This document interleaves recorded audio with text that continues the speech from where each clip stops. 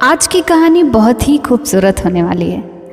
इस कहानी में एक ऐसी महिला का जिक्र किया गया है जो लोगों के मन की बात को पढ़ लिया करती थी। इस कहानी से आप बहुत कुछ सीखने वाले हैं। ये कहानी ओशो द्वारा सुनाई गई भगवान बुद्ध के जीवन की एक घटना है, जो आपको मैं अपने शब्दों में समझाने की कोशिश करती हूँ। एक राजा भगवान बुद्ध के पास जाकर कहते हैं कि मैं अपना महल छोड़कर आपका भिक्षु बनना चाहता हूँ। भगवान बुद्ध ने राजा को अपने पास रख लिया। कुछ दिन हुए, राजा भी बाकी भिक्षुओं की तरह भिक्षा मांगने जाने लगे। एक दिन वो एक घर में गए। घर से एक खूबसूरत महिला बाहर आई। महिला ने भिक्षु बने उस राजा से कहा कि अंदर आकर भोजन ग्रहण कर लें। जब राजा अंदर गए तो उनके मन में ख्याल आया, महल में मैं तो बहुत तरह के पकवान खाया करता था, लेकिन अब यहाँ तो रूखा सूखा खाकर ही गुजारा करना पड़ेगा।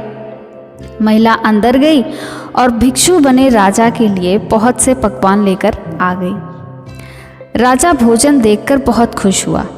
भोजन के बाद राजा ने सोचा, महल में तो मैं खाने के बाद मीठा भी खाता था, लेकिन अब यहाँ कहाँ। महिला अंदर गई और राजा के लिए मीठा लेकर आ गई। राजा फिर खुश हुआ। अब राजा ने सोचा, महल में मैं खाने के बाद आराम भी करता था, लेकिन अब यहाँ मुझे आराम करने को कहाँ मिलेगा। तभी महिला ने तुरंत कहा कि आप यहाँ कुछ देर विश्राम कर लें। अब राजा चौंक गए कि आखिर इसे मेरे मन की बातें कैसे पता चल रही हैं।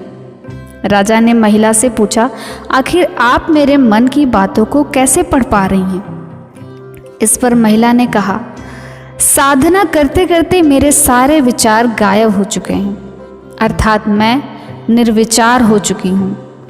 अब मुझे जो भी विचार आते हैं वो सामने वाले के होते हैं। मैं सामने वाले के विचारों को महसूस कर पाती हूँ। राजा डर गए और वहाँ से तुरंत बुद्ध के पास आकर बोले कि अब मैं वहाँ दोबारा भिक्षा मांगने नहीं जाऊँगा। बुद्ध ने जब उससे पूछा, क्यों नहीं जाओगे वहाँ, तो उसने सारी बात बताई और कहा, उस खूबसूरत महिला को देखकर मेरे मन में कुछ बुरे विचार भी आए थे, वो भी उसने पढ़ लिए होंगे। कृपया अब मुझे वहाँ जाने को ना कहें। बुद्ध ने कहा, तुम्हें वहीं जाना होगा, लेकिन इस बार जाओ तो अपने विचारों पर ध्यान रखना। अगले दिन राजा फिर से उसके घर गए और इस बार वो बहुत ही ध्यान से अपने विचारों को देख रहे थे। उनका दिल तेजी से धड़क रहा था कि कहीं एक भी गलत विचार उस महिला के लिए ना आ जाए। वो जितनी देर उस महिला के पास रहे, अपने विचारों को ध्यान से देखते रहे। जब राजा उस महिला के पास से वापस गए तो खुश होकर बुद्ध के पास गए और बोले, भगवान, आज मैं अपने काम में सफल रहा, लेकिन मैंने आज एक बहुत बड़ी बात सीखी। जब मैं अपने विचारों को बहुत ध्यान से देखने लगा तो मुझे समझ आ गया कि मैं विचार नहीं हूँ। मेरे अंदर कोई और भी मौजूद है जो चुप रहकर मेरे विचारों को देख रहा था, जैसे कोई व्यक्ति नदी के किनारे बैठकर पानी को देख रहा हो। इस पर महात्मा बुद्ध ने कहा, यही तो मैं तुम्हें समझाना चाहता था, जो तुमने स्वयं ही अनुभव कर लिया। दोस्तों, ये बात थोड़ी कठिन है, लेकिन यदि इसे समझ जाएं तो जीवन चमत्कारिक रूप से बदल जाता है। जब दिमाग में विचार आते हैं तो एक के बाद एक लगातार आते चले जाते हैं और आप सोचते हैं ये सारे विचार सच्चे हैं या मेरे हैं। लेकिन दिमाग में आने वाले 90% से ज़्यादा विचार किसी काम के नहीं होते। ये 90% विचार लोगों को दिन भर उलझा कर रखते हैं।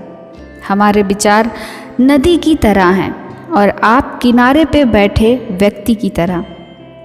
अगर आप खुद को नदी अर्थात विचार मानकर उसमें कूद जाओगे तो आप मर जाएंगे, अर्थात विचारों में उलझे रहेंगे। इसीलिए शांत रहना सीखें और विचारों का पीछा ना करें। कहने का सिर्फ इतना सा मतलब है कि अवेयर रहना सीखें और देखें आपके दिमाग में क्या क्या चलते रहता है।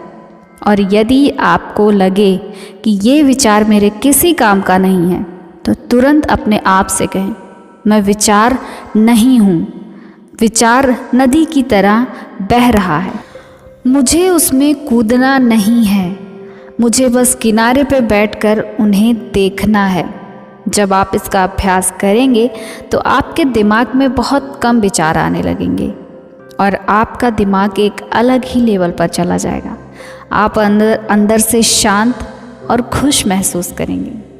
तो इसका अभ्यास ज़रूर करें। Thank you.